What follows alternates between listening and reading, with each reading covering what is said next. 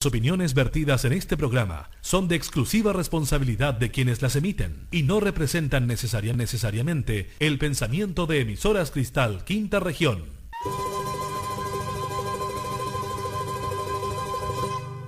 El análisis profundo de temas de interés comunal, provincial, regional y nacional a esta hora en Sin Fronteras. Cultura, actualidad, ecología, servicio, notas e invitados especiales. Hernán Cortés Peña, conductor de Sin Fronteras, les da una cordial bienvenida.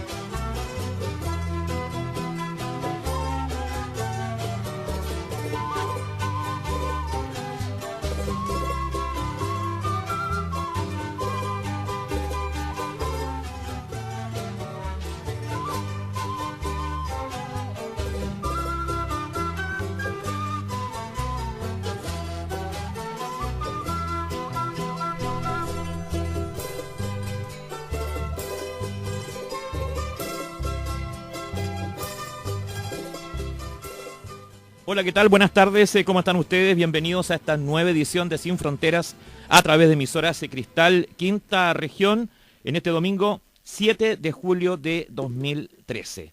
Les recuerdo también nuestro blog en la web www.sinfronteras.tk con interesantes invitados, contactos que tendremos, por supuesto, para que usted también se informe y conozca la visión, la opinión de quienes han estado durante la semana que recién finaliza ahí en el tapete de la discusión y el análisis político, económico y social.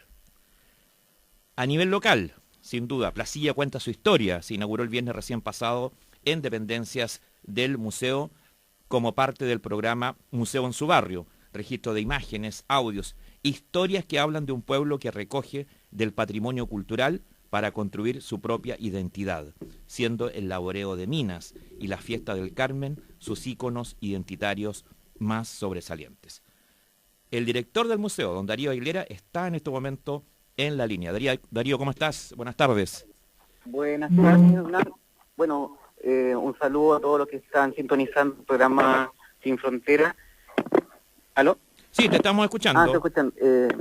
Bueno, como bien decías tú en tu introducción, este viernes 5 de julio se inauguró lo que es la muestra, la exposición sobre la historia y patrimonio cultural de Placilla. Nosotros, como parte del equipo del museo, quedamos muy contentos por la convocatoria.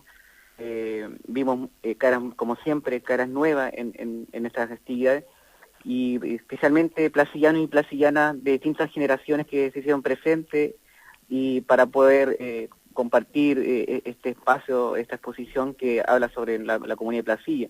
Darío, dentro de la evaluación positiva, sin duda que tú se desprenden de tus propias palabras, está la presencia de gente que quizás se siente más cercana ahora al museo cuando ve reflejada y representada su propia historia puesta ahí en vitrina.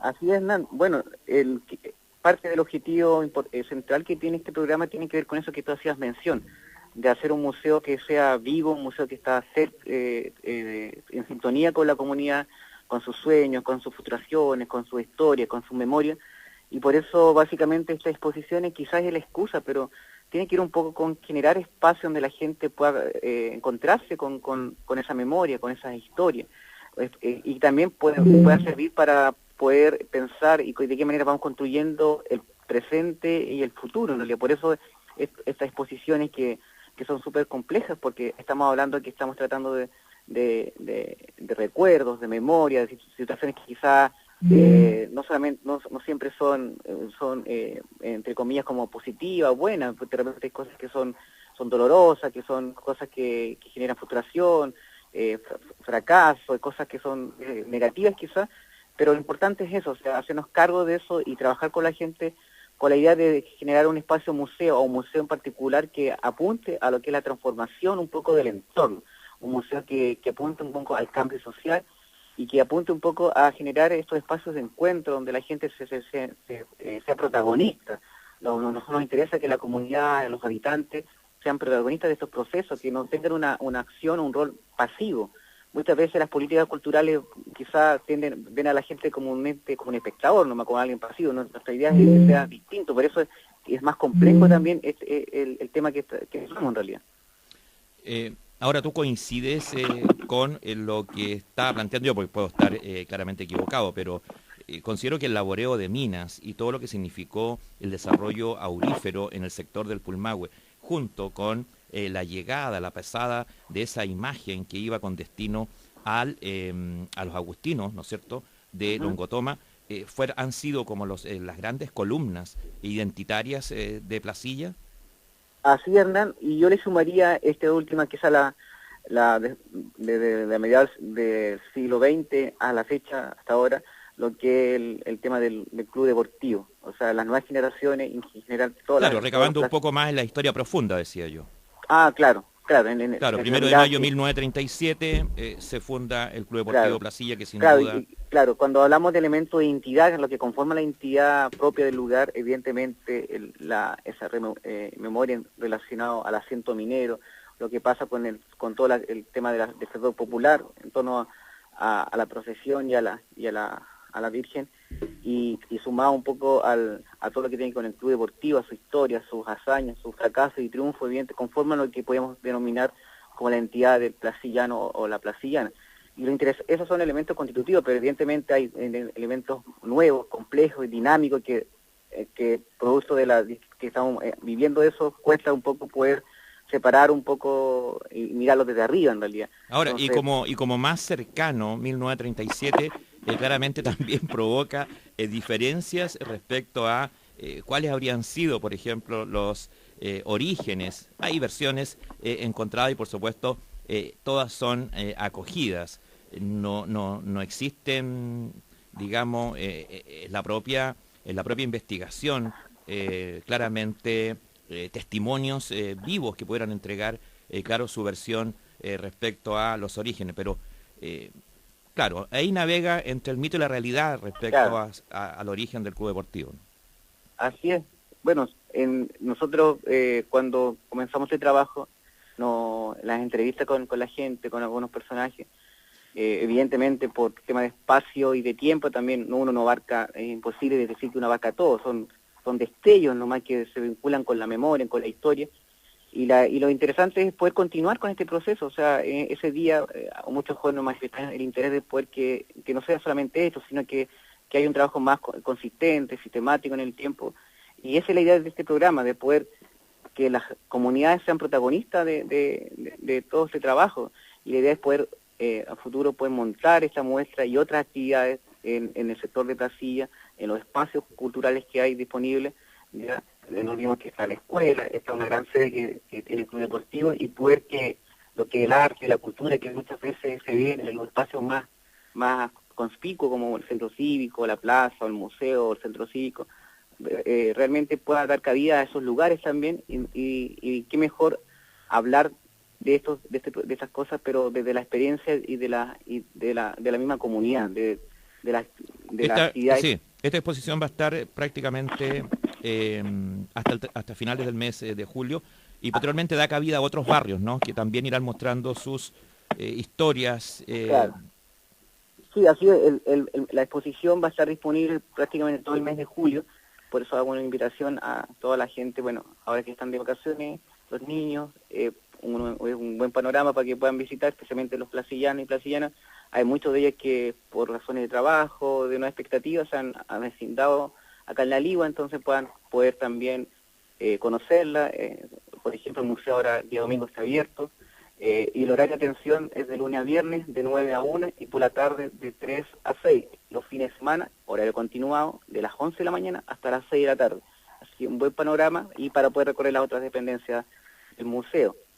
Y seguiremos nosotros con nuestras comunidades para poder continuar con este trabajo que estamos realizando con detrás de mí hay un gran equipo, yo muy agradecido de cada uno de ellos, del aporte, de la entrega, de todo. O sea, uno ve gente comprometida con esto, porque nosotros creemos que con nuestro granito de arena estamos aportando a mejorar un poco nuestra calidad de vida acá en la comuna de La Ligua, a partir de lo que es la vivencia de la cultura y las artes.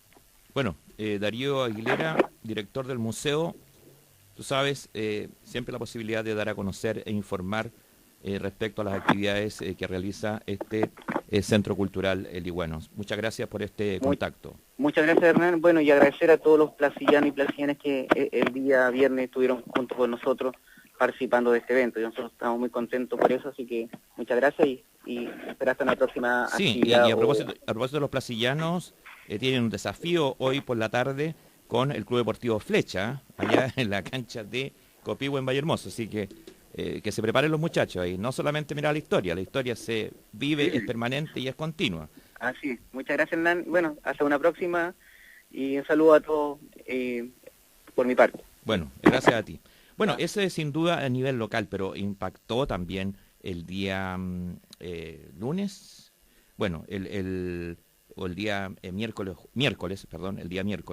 el programa En la Mira de Chilevisión, que llevó a todo el país los testimonios de quienes han sufrido por la carencia del vital elemento en la provincia de Petorca, y yo diría en forma bastante dramática en la localidad de Caimanes, donde claramente la intervención minera de los pelambres no solo ha dejado sin agua a ese sector, sino que además con una carga contaminante comprobada por estudios y análisis hechos por profesores en las universidades, quienes han demostrado todo lo que significa la existencia de esta contaminación de agua de bebida. Si a eso sumamos, también hay historias, pero dramáticas, en términos de traiciones, de lo que puede llegar a ser el dinero, en definitiva. Recordemos que ahí, junto al sector de los Caimanes, dos fondos de propiedad, don Víctor Ugarte, que finalmente las vendió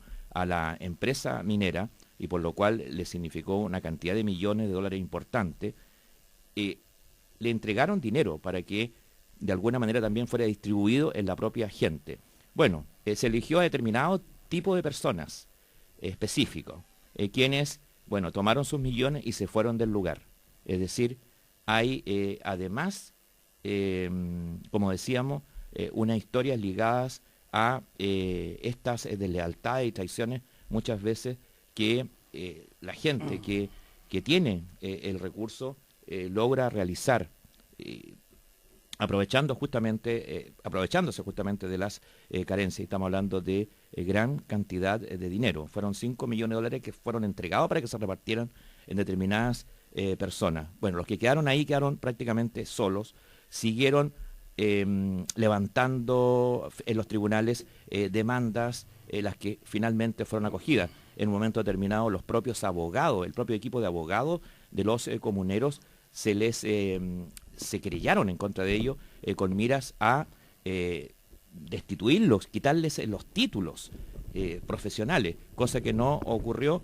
Pero bueno, ahí está el tema, la minería versus los campos agrícolas, y yo creo que desde ese análisis, desde ese punto de vista, vamos a tener aquí la opinión de dos personas ligadas a ese ámbito. Yo sé que venían quizás por otro motivo, pero claramente la situación requiere quizás de una opinión al menos. Bueno, en la provincia, Campo Seco, comunidades sin aguas de bebida, contrastan con las enormes plantaciones de palto y cítricos que lucen verdes con agua proveniente de enormes piscinas acumuladoras del vital recurso, cuyo origen es hoy motivo de conflicto, y motivo de conflicto que se arrastra ya hace bastante rato en la provincia, que ha llevado, bueno, a marchas, reuniones, seminarios, y las soluciones no aparecen por ninguna parte.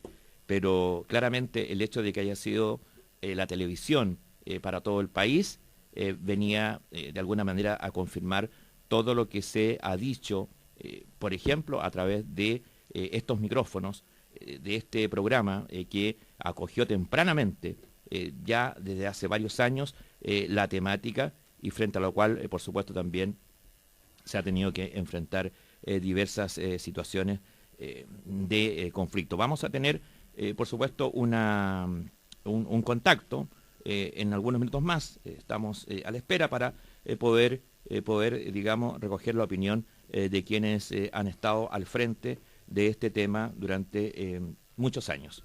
Bueno, a una semana ya de las elecciones primarias, que ha dado para lecturas, análisis y proyecciones con mira a lo que va a ocurrir en noviembre próximo, en que se va a realizar la primera vuelta de elecciones para elegir a quién va a dirigir los destinos del país. Para muchos, ya lo hemos comentado, ese mismo día, esa misma noche, en lo personal lo señalé, fue sorpresivo el momento de hacer un recorrido por los 2 locales de votación aquí en La Ligua y ver la cantidad de personas, porque muy optimistas, algunos calculaban máximo 1,5 millones de votantes. 3 millones concurrieron a las urnas, lo que habla de el interés de mucha gente por participar, así también como de haber otros 3 millones que no tienen ningún interés en participar por las razones que sean, por falta de cultura cívica, porque no les interesa, porque consideran que nada va a cambiar, etcétera, etcétera. O por último, porque viven a una distancia que de seguro no se van a mover, no se van a molestar por ir y concurrir a entregar el sufragio en respectivo. Son los cálculos que se hacen. Y claro, y ahí entran una cantidad de candidatos donde claramente hay 4 menos, pero igual de los 11, este es como la historia o el canto de los perritos, ¿no? ¿Ya? De los 10. Claro. En definitiva, se juega la candidata de la nueva mayoría versus el candidato de la Alianza, Pablo Longueira, junto a Marco Enrique Ominami, junto a Franco Parisi, junto a Marcel Claude, junto al ecologista Stein, y no sabemos si va a llegar hasta el final la candidata del Partido de la Igualdad, porque se habla ya que habrían ciertas conversaciones con miras a poder unirse en torno, con líneas programáticas comunes, unirse en torno a un abanderado común. Don Roberto Muñoz, que desde el día domingo pasado prácticamente no habíamos tenido contacto. ¿Cómo está? Buenas tardes, bienvenido. Bien, buenas tardes, Hernán. Te agradezco la invitación. Buenas tardes. Sí, buenas tardes a todos los auditores de este programa que los escucha bastante más gente de lo que yo me imaginaba, porque siempre están haciendo comentarios y son...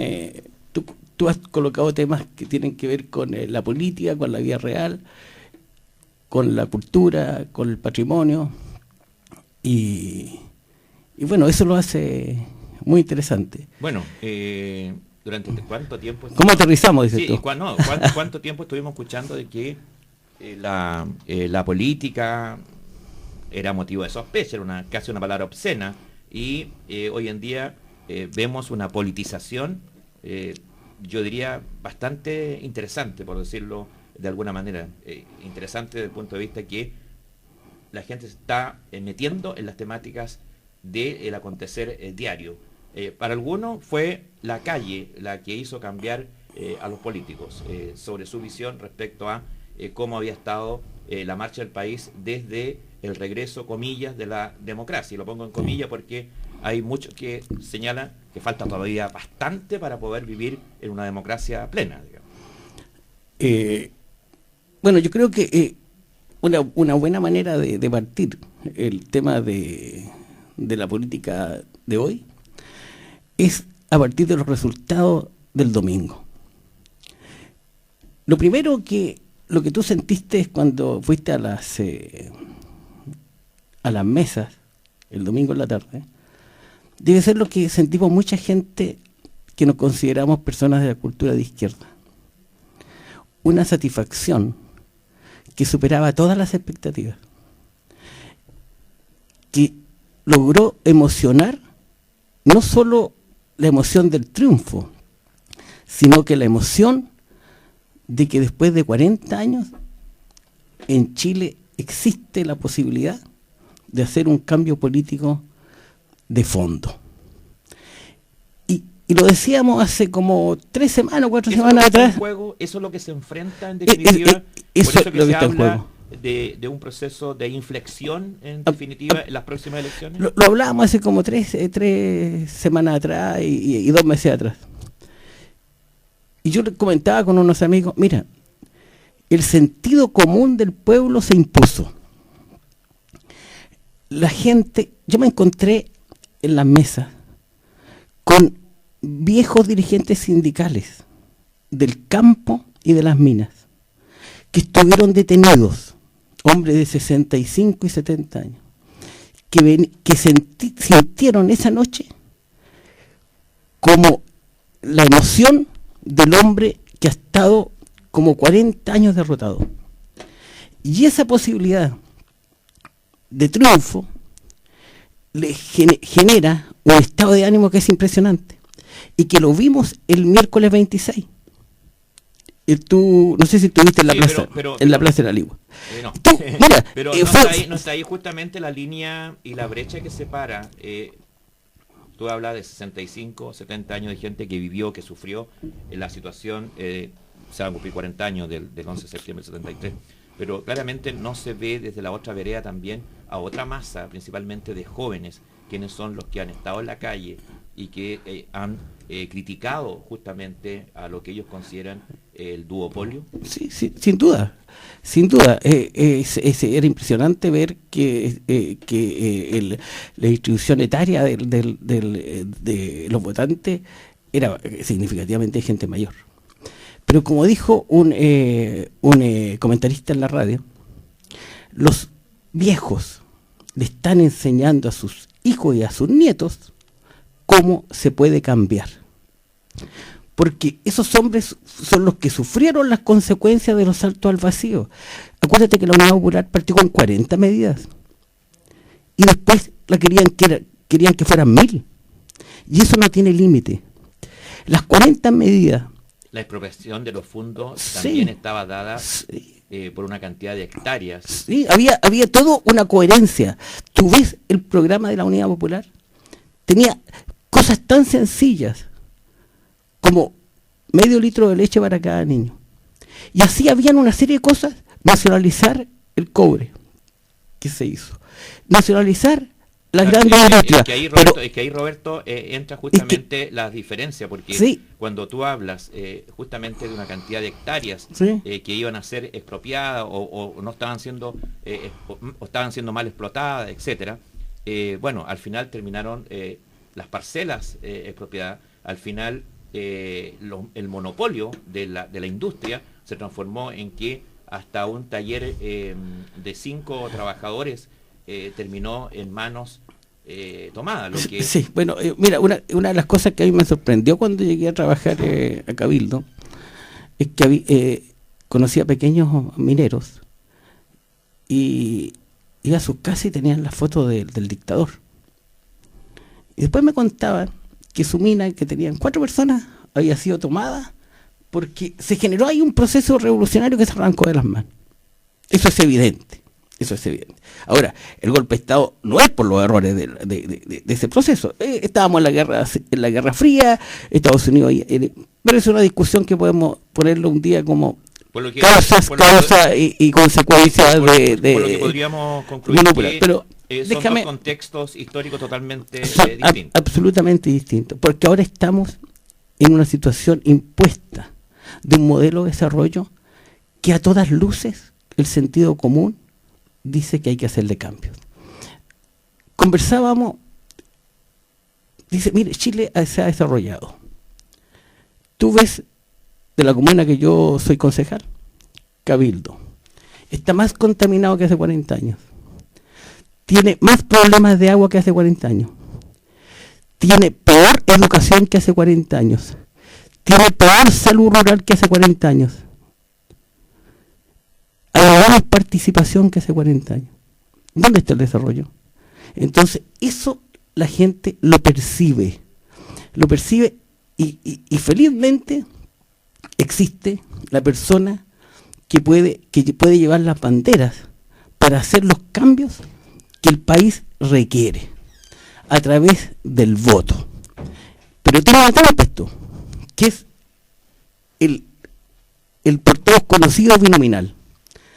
Y ahí está, creo que la esencia del problema que debería estarse discutiendo hoy día, mañana, durante todo este mes. Y ese es el motivo central por el cual hoy en día las coaliciones políticas parecen que pretenden refugiarse en el Parlamento con miras a contener esos cambios fundamentales.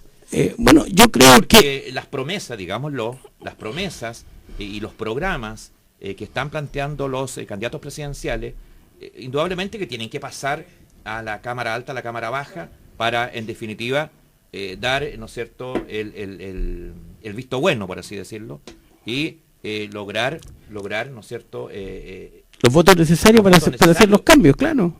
Y ahí esa es la gran... Porque si no, se termina en la famosa... empate. O las manos alzadas. Sí, claro. Y ahí es donde deberíamos centrar la discusión de la gente que le interesa la política, que no son muchos. Pero los 3 millones son las personas, no solo que le interesan la política, que quieren y requieren, desean y requieren el cambio. Ya, vamos a propósito de gente que está ahí en la primera fila, en la primera línea de las movilizaciones en relación a el tema de la educación. Estamos en línea con el presidente nacional del Colegio de Profesores, Jaime Gajardo, para conocer, bueno, cómo se está dando esta reinstalación de la mesa de negociaciones entre el Colegio de Profesores y el Ministerio de Educación respectivo. Don Jaime, ¿cómo está? Buenas tardes. Muy buenas tardes. Un saludo de parte nuestra hacia usted y hacia todos los auditores y la gente que nos escucha en esta zona. Y siempre dispuesto para su entrevista. Sí, yo decía que se reinstala esta mesa que ha estado bastante interrumpida, ¿no? Principalmente por la temática a los cambios ministeriales. ¿Cuáles han sido los temas que se han puesto en esta reinstalación de la mesa de negociaciones con el Ministerio? Mire, el Colegio de Profesores en su Asamblea Nacional del 22 de junio, analizando la situación del contexto político gremial que está en pleno desarrollo, usted ve que hay 2 cosas que hoy día están incidiendo fuerte en el cuadro, como es, primero, que haya elecciones a fin de año, elecciones que renuevan el Parlamento y presidenciales, y además vivimos un periodo en que hay una disrupción de los movimientos sociales con mucha fuerza, que se está expresando por todos lados. Y en ese cuadro, entonces, nosotros dijimos, vamos a continuar en nuestro camino de ligarnos a todos los actores de la educación, especialmente con los estudiantes, y seguir pregando porque en nuestro país se restablezca, se recupere la educación pública. Hay una profunda crisis en el sistema educacional chileno, y esta, de la única forma que puede recuperarse es que haya cambios estructurales, que se escuche a todos los actores, que las autoridades no sigan propagandeando lo que es la educación de mercado, o sea, hay que hacer un giro. Pero además dijimos, en esa Asamblea Nacional, hay algunos temas que son temas perentorios, desbordantes, emergentes, urgentes, que tienen abogados al gremio que están colapsando, y esos son los temas que nosotros hemos llamado de la agenda corta, y los que hemos puesto hoy día en una mesa de diálogo con el Ministerio de Educación. Y de hecho ya llevamos 3 reuniones, y quedan 3 todavía por delante, a lo menos 3, para buscar alguna conclusión y tratar de llegar a acuerdo. ¿Y cuáles son esos temas? ¿Cuáles son esos puntos de la agenda corta que yo le he mencionado? Uno es la situación de los profesores a contrata. Porque imagínese usted, y esto de la cifra la corroboró el Ministerio de Educación, ya por lo menos si usted me dice hay un avance o no sobre ese punto, existe un avance que el diagnóstico es muy similar al que está haciendo la autoridad, el gobierno y lo que estamos haciendo nosotros. ¿Y en qué concordamos? En que el 40% y más del profesorado de este país está a plazo fijo, está trabajando en la permanente inestabilidad. Y un dato que nos causó mucho espanto es que si usted toma a los profesores de todo el sistema educativo, el universo total, considerando a los particulares subvencionados, a los municipalizados, a los corporados, a los pagados, 2/3 del profesorado del país está en la condición de aplazo fijo. 2/3, imagínese usted. Y en el ámbito municipal es más del 40%. Entonces, es evidente que en situaciones tan anómalas como esa haya una crisis. Entonces, creo que estamos pidiendo nosotros al gobierno que apoye un proyecto de ley que impulsó un grupo importante de parlamentarios, que dice, mire, por una vez, todos los que hasta abril de este año cumplan el 3 años continuos, 4 discontinuos para un municipio, puedan quedar titulares en el cargo y que tengan más de 20 horas. Y eso ayudaría a solucionar el tema de más de 30.000 maestros en el país. Entonces, ese es un punto que hemos llamado de urgencia, porque no puede ser que gente que ya tiene 13, 14 años continúe laborando en forma inestable. Los contratados son como profesores de segunda categoría, no pueden optar a crédito, no pueden acceder a proyectos especiales, y están en la permanente inestabilidad. Los cambian cuando quieren. Son profesores que incluso, fíjese usted, a veces no pueden ir a paro, estando y simpatizando con ellos por el temor a que los despiden. Entonces, una situación muy aflictiva. Lo segundo que hemos puesto en esta agenda es el tema de un bono de incentivo al retiro, que ya estaba pero que se terminó, y que hay mucho interés de un sector importante de maestros de poder acogerse a esto, y estamos hablando de tramos, de monto. Por lo menos ya les pusimos esto a las autoridades, ellos han quedado de estudiarlo, muestran cierta adhesión, diría yo, o han dado señales de que están como disponibles, buscar un acuerdo en esa línea, pero también es muy importante, porque imagínese usted que los maestros, cuando terminan su trabajo y ya entran en la etapa de jubilación, entran a un sistema de pensiones AFP que le otorga pensiones que son inferiores a 1/3 de su renta como activo, y eso es muy tremendo. Es algo que les cambia la vida a todos sus colegas, mujeres, hombres, y a lo menos con esto se van con un paliativo, que es el bono incentivo al retiro. El tercer punto se refiere al particular subvencionado y los corporados, para que haya un descongelamiento del ingreso mínimo docente, que hace 5 años que no tiene ningún reajuste. Y por último, el tema de la deuda histórica, que ante los fallos internacionales se ha ido creando un ambiente en que están presionando al gobierno para que forme una mesa de diálogo. Nosotros estamos diciendo que en estos días, estos meses, resuelva ese tema, pero sí a lo menos instale una mesa de diálogo para que se busque solución a este importante y grave problema.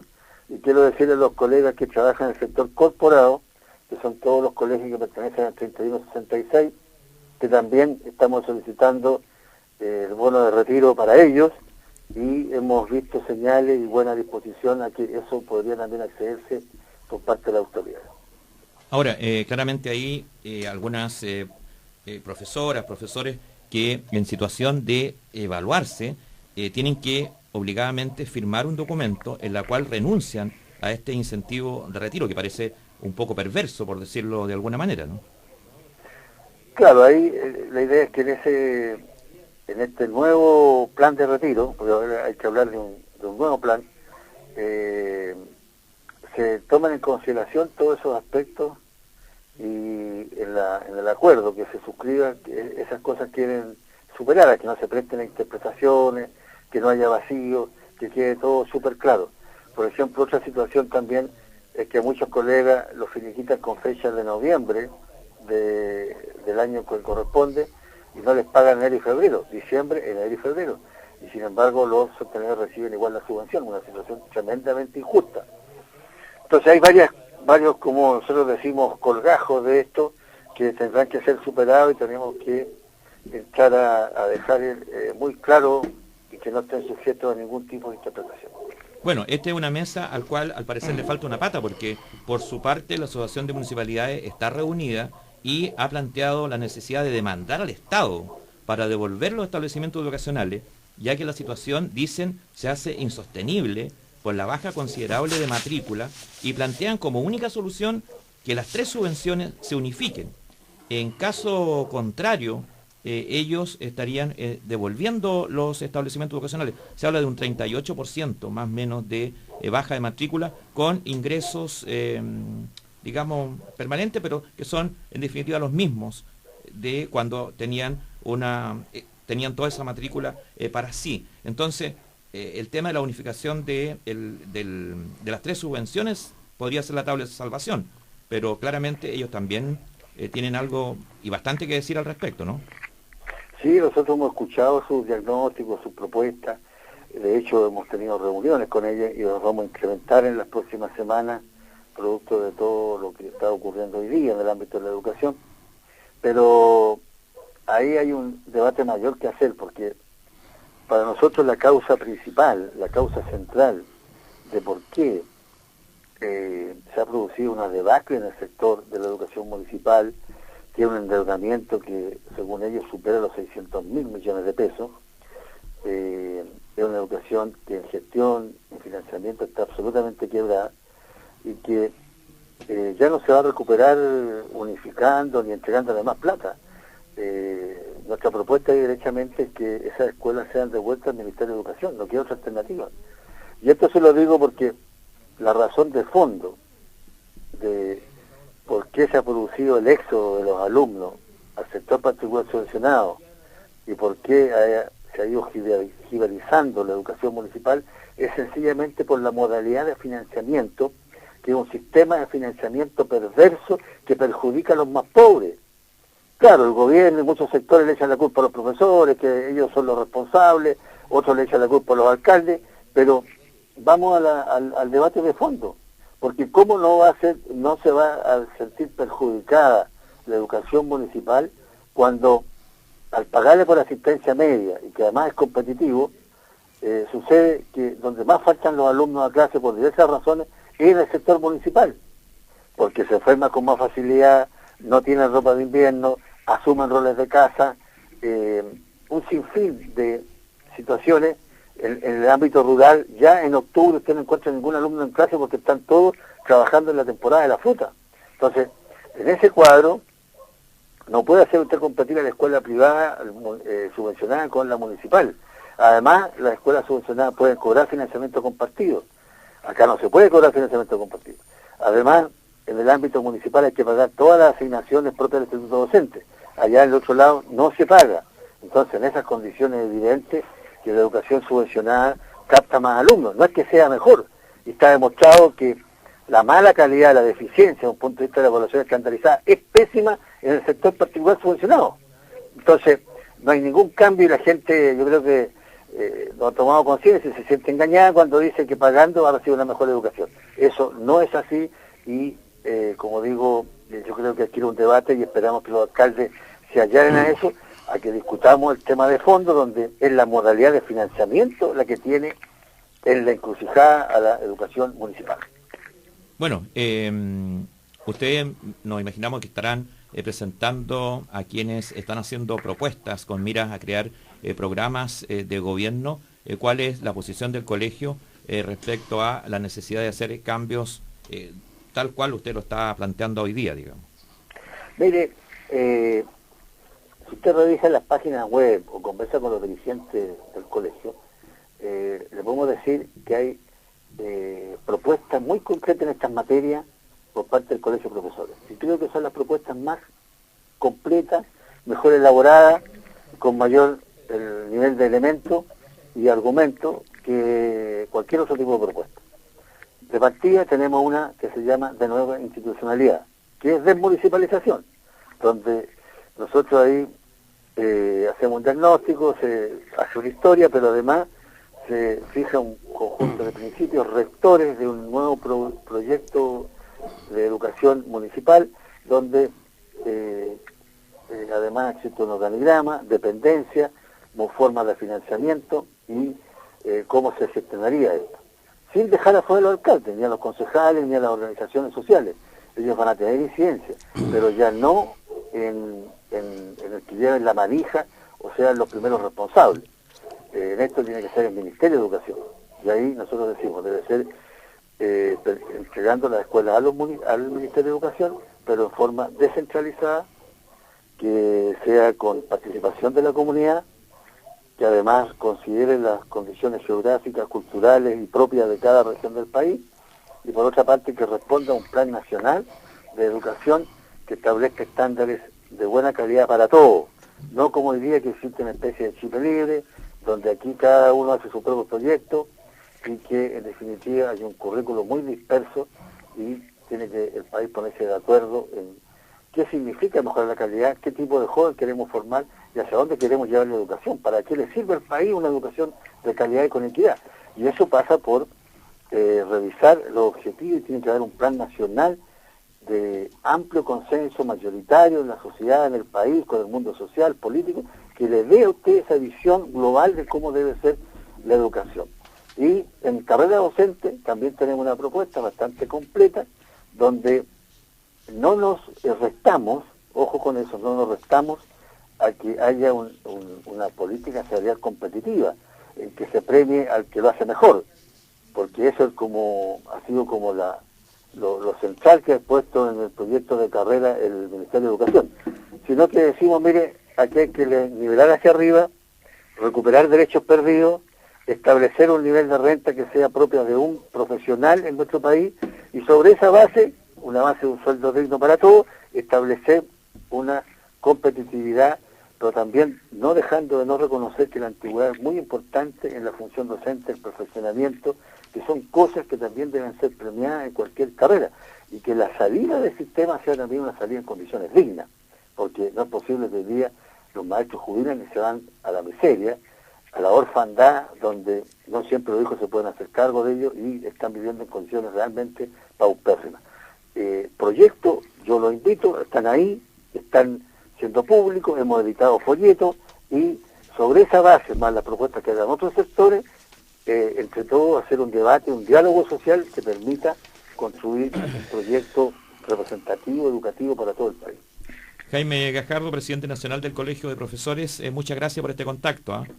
Muchas gracias a ustedes, y solo quiero decir por último que invitamos a todos los profesores a que participen de la movilización del día jueves 11 de julio, o sea, el próximo jueves, porque ahí estamos con temas que son de todos los trabajadores, pero también nosotros queremos darle un sello de nuestros temas de la agenda corta y nos vamos a movilizarnos para respaldar esta negociación que está llevando a cabo el colegio con el ministerio y que nos vaya bien ese proceso, que al final saquemos un buen resultado y que esto sea por el bien de los maestros y de la educación. Así que un llamado a todos a respaldar y a movilizarse el día jueves 11 de julio. Bueno, vamos a hacer una breve pausa, vamos a ir a la música y luego retornamos ya con la segunda parte de nuestro programa en el día de hoy.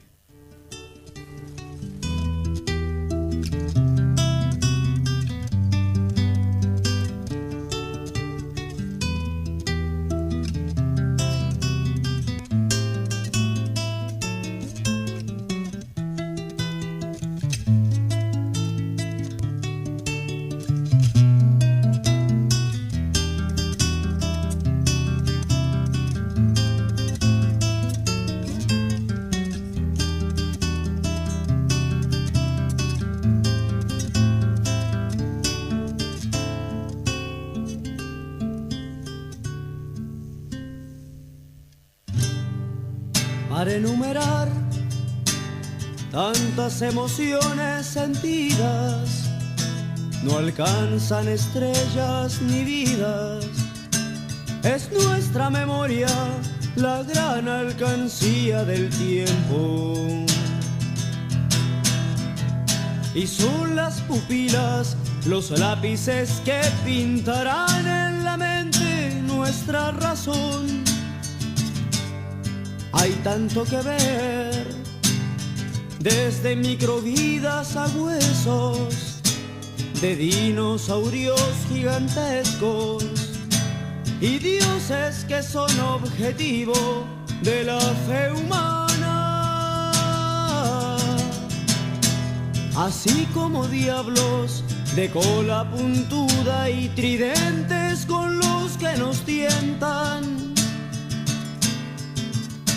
Hay tanta cosa en el planeta y aún más en el universo, tanto que creer, tanto que decir, cosas por vencer y otras de que huir. Hay sentimientos que repletan nos hacen mostrar el reverso. Alguna mujer, podernos reír, saber que crecer no implica subir más alto.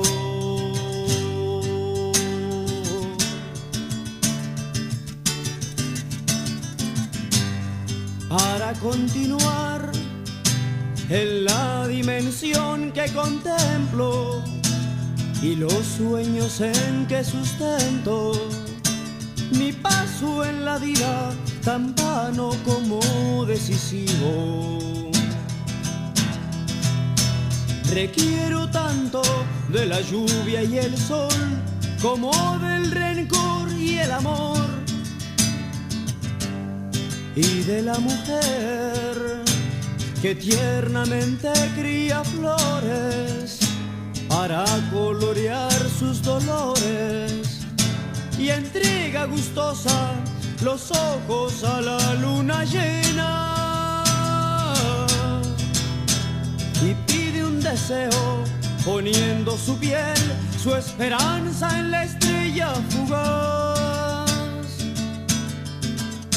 Hay tantas cosas en el mundo que nos ilusionan el alma. Un hijo, dos, un sistema mejor, a unos dinero y a otros amor. Hay tantos enigmas profundos que nos apasionan y encantan.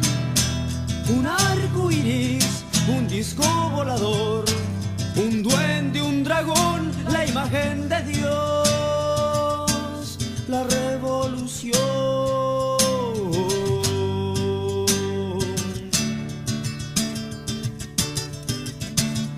Hay tantas cosas escritas que se nos vuelven ideales. La dicotomía del bien y del mal, el infierno y la salvación final. Hay cosas que nunca marchitan y aunque distintas son iguales. Valor y honradez, nacimiento y vejez, la vida en su esencia solo es lo que es humanidad.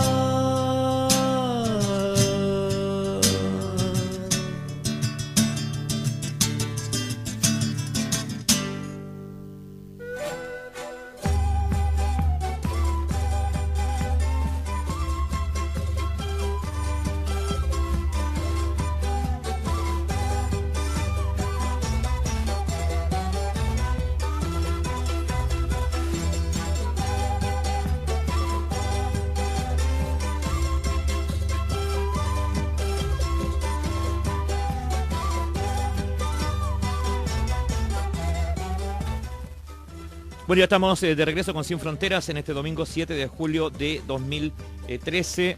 Bajas temperaturas hemos tenido durante la semana que está terminando y parece ser que por lo menos hemos tenido algunas gotas que han caído por la provincia de Petorca. Pero en relación al tema, yo quiero volver nuevamente al tema de el programa En la Mira de Chilevisión, porque si bien, claro, para nosotros que hemos estado pendientes, presentes, que hicimos una cantidad enorme de programas dedicados al tema del agua,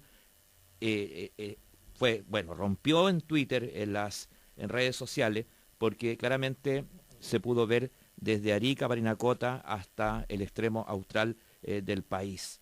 Y claramente mostrando, digamos, esa realidad que la sufren las comunidades en Caimanes y también, por supuesto, en la provincia de Petorca. Está en línea en este momento Luis Soto, con quien vamos a conversar, hablar de esta temática y también de lo que se ha denunciado en el día de ayer respecto a el hallazgo de trenes clandestinos hacia el interior de nuestra provincia de Petorca. Luis, ¿cómo estás? Buenas tardes. Hola, buenas tardes, Hernán. Saludar a los panelistas que tienes en el programa y a la vez a toda la gente que está escuchando este programa. Bueno, la verdad es que... Vamos derechamente al tema del programa En la Mira. Vamos derechamente al tema del programa En la Mira. Dele nomás.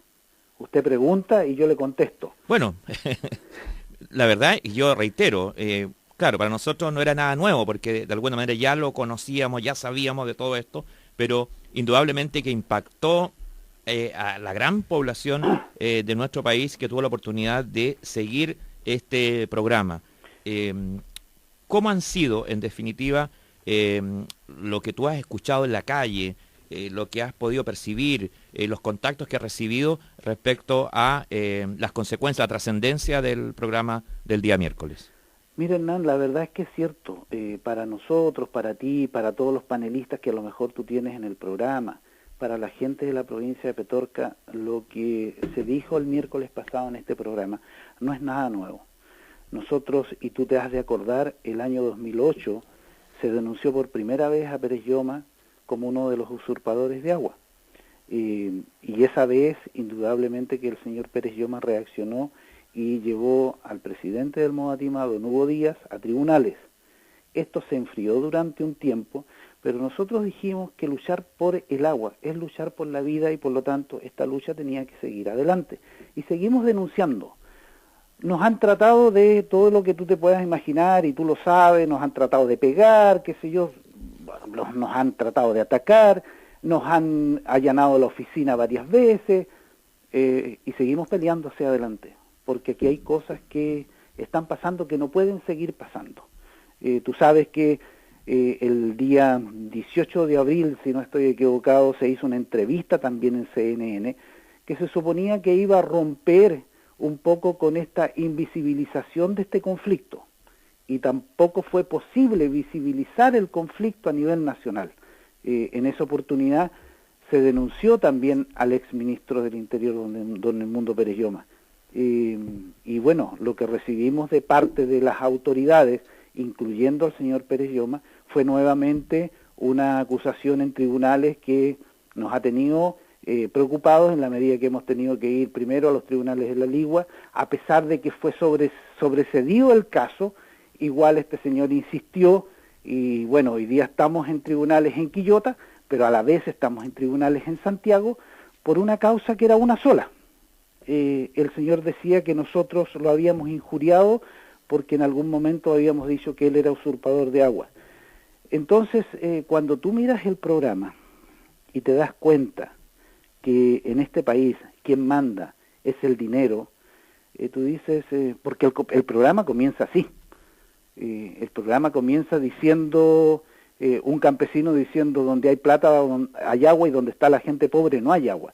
Y eso es cierto. El programa comienza con una señora de Caimanes llorando la pérdida de su familia porque su familia se fue del lugar. Así comienza el programa. Y después nos venimos a la provincia de Petorca y nos damos cuenta de muchas cosas, Hernán, que todo el mundo sabe, que los campesinos que están al interior de la comuna, al interior de la provincia lo están sufriendo. Entonces el programa sí hace algo que es importante, que es lo que nosotros no pudimos hacer cuando hicimos la marcha nacional por el agua a Santiago. Nosotros pensábamos que con la marcha nacional por el agua a Santiago íbamos a lograr colocar el tema a nivel nacional. Es cierto, lo colocamos, salió 1 segundo, 2 segundos en televisión, y eso fundamentalmente porque no logramos, eso porque no tiramos ninguna piedra, porque no hubieron incidentes. Una de las cosas que más repetimos a la gente, muchachos, nuestro objetivo es llegar al Palacio de la Moneda, no nos dejemos provocar por las fuerzas especiales, porque ojo, las fuerzas especiales provocan, aunque los generales de carabineros en las comisiones investigadoras sobre los asaltos a la Universidad de Chile, sobre las golpizas que le han dado a muchachos indefensos de 16 años, ellos dicen nosotros no provocamos, pero eso es falso. Ellos provocan, ellos pegan, ellos maltratan, ellos desnudan a estudiantes en los buses, que durante este último tiempo no lo han hecho, pero eso lo hacían y eso es práctica común. Y nosotros lo hemos vivido aquí en la provincia de Petorca cuando nos tomamos la primera vez la carretera, que fue detenida gente por civiles sin identificación y con pistola en mano. Entonces tú te das cuenta que todo lo que hemos denunciado, toda esta lucha que hemos llevado adelante, hoy día recién con este programa está teniendo sus frutos a nivel nacional. Ahora, en el programa mismo tú te das cuenta de cosas que son importantes darse cuenta. Y la primera de ellas es la falsedad de las autoridades. Cuando digo que son absolutamente falsos, me refiero a la imagen donde está el señor Villa hablando del señor Gonzalo Miquel, y el señor Gonzalo Miquel estaba detrás de él. Y cuando termina de hablar el señor Villa, le pone el micrófono al señor Gonzalo Miquel, que es una persona que me parece muy decente, y dice, yo vuelvo a reafirmar todo lo que he dicho. Entonces tú te das cuenta cómo, además de jodernos en todos los niveles, nos mienten, y de la forma que nos mienten. Además de, además de tener a su favor una constitución, unas leyes que le permiten arrasar con la gente. Recién escuchaba cómo los profesores que van a jubilar, que están en la AFP, van a ser unos viejos miserables, ¿no? Entonces, queremos nosotros seguir viviendo esta situación en este país, y tú te das cuenta que las grandes familias de este país se siguen enriqueciendo a costa de todos nosotros. No podemos seguir manteniendo este mismo orden de cosas. Tenemos que buscar la fórmula, tenemos que buscar el camino para cambiar esto. Y bueno, cambiarlo de alguna forma. Sí, uno de los temas que se planteaba justamente que la gente tiene que tener claro en relación a las promesas y los programas que se hacen por parte de los candidatos presidenciales, deben tener el respaldo y la receptividad en las dos cámaras. Por lo tanto, mientras exista claramente un soporte, un muro de contención en ambas, obviamente esos cambios que por lo menos se ha manifestado en las calles no se va a producir. Es decir, no basta solo quién va a sentarse en el sillón presidencial, digamos. Bueno, eso es correcto, Hernán, no basta solo con quién se vaya a sentar en el sillón presidencial y quién pueda tener muy buenas intenciones de cambiar esto y de cambiar lo otro. Lo importante de todo es la gente. Desde mi punto de vista, yo siempre te he dicho, Hernán, y lo vengo repitiendo desde hace bastante tiempo, que me da la impresión que son los movimientos sociales los encargados de cambiar este país, al margen de lo que puedan opinar otras personas. Yo no digo que yo sea el único que tenga la razón, pero son los movimientos sociales los que van a cambiar este país. De la forma en que está este país, Hernán, no pueden seguir los señores teniendo drenes clandestinos hacia movimientos arriba, sociales, en los cuales también hay un abanico y hay una transversalidad de visiones de carácter político. De hecho, quienes simpatizan y apoyan el movimiento por el agua en la provincia de Petorca están dispersos también en distintas opciones políticas, algunas que con mayor o menor énfasis plantean estos cambios. Eso es indudable y eso es bueno. Hay diferentes visiones políticas, ¿ya? Hay diferentes visiones políticas de cómo se tiene que cambiar esto. Pero es cierto, tenemos las visiones políticas, pero también tenemos una historia. Y sobre esa historia que nosotros tenemos, y decimos, bueno, pasaron 20 años de gobiernos de la Concertación, pasaron 4 años de gobierno de la derecha, que lo que han hecho es única y exclusivamente mentir y profundizar el sistema neoliberal. ¿Por qué? ¿Por qué digo mentir? Porque dijeron que nosotros habíamos salido de la pobreza, que nosotros éramos 16, 17 millones de personas, y nos damos cuenta que el INE interviene las cifras. Entonces tú puedes decir, ¿será confiable el hecho de que digan que hay pleno empleo cuando el alcalde de Petorca dice que tiene un 18% de cesantía? Entonces, cuando un alcalde dice, tenemos un 18% de cesantía, yo supongo que es mucho más, porque hay mucha gente que no debe ir al municipio, pero supongo que es mucho más. Entonces, ¿cómo pueden decir que tenemos pleno empleo? ¿Qué es lo que están esperando? Están esperando que esa gente salga a trabajar a otros lugares, que es lo que ocurre y que es lo que hemos conversado, Hernán, en diferentes oportunidades, que la gente se está yendo de la provincia de Petorca a trabajar hacia el norte, y que tenemos un problema social que es muy grande y es muy serio, que los niños se están criando sin padre, y eso es un problema social súper serio, y nadie le ha puesto, nadie lo ha pensado, y nadie lo ha tirado a la palestra.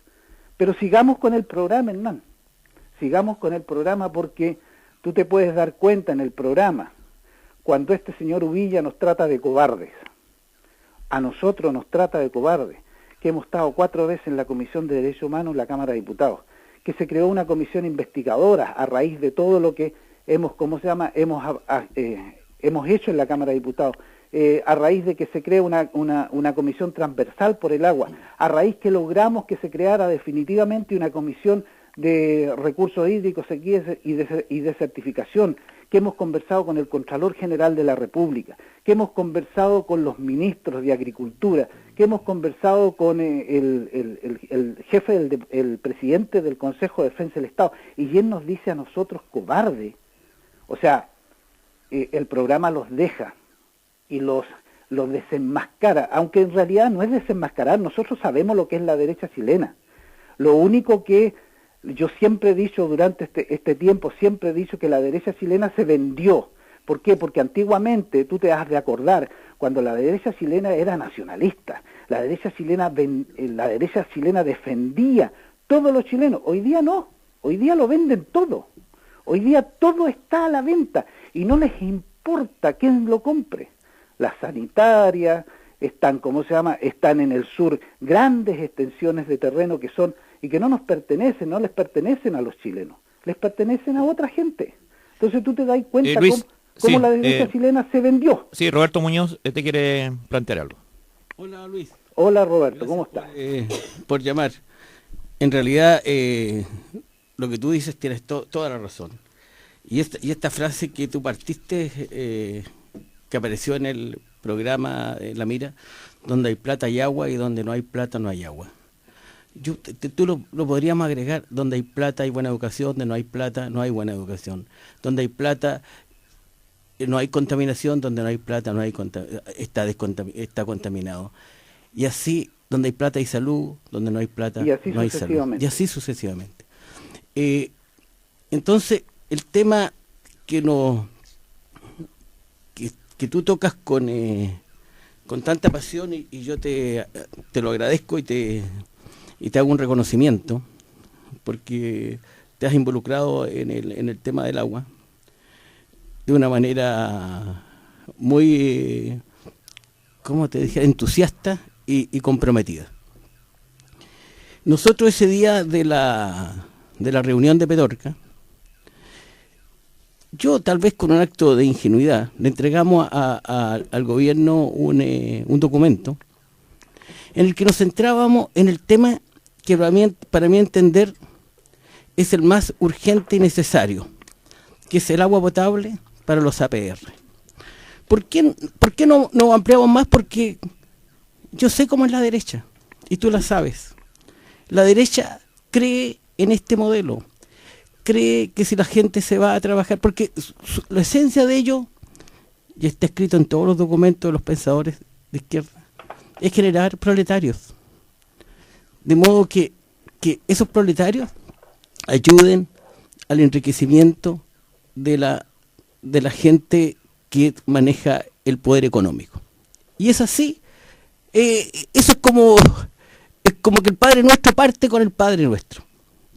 Y entonces le hicimos esa propuesta, y el ministro la contestó en el momento, yo no sé si por sacarse el pillo, por cuando ustedes lo enfrentaron, cuando él se salió de madre y empezó a acusarlo porque se retiraban. ¿Qué si cualquiera se puede retirar? Hasta de la ópera yo me retiro y pago y me voy cuando quiero.